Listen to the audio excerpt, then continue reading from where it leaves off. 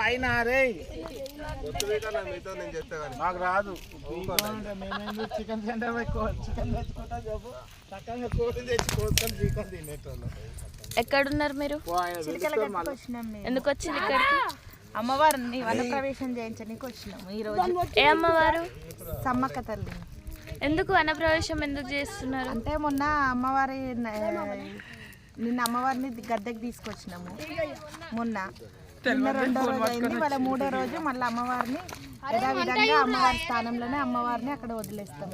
దీన్ని ఏ ప్రదేశం, ఏ మండలంకి చెందింది? ఇది భద్రాద్రి కొత్తగూడెం మండలం గరిపేట ట్వింక్లైన్ రామవరం వాళ్ళు చేసిన సమ్మక్క సారక్క జాతర.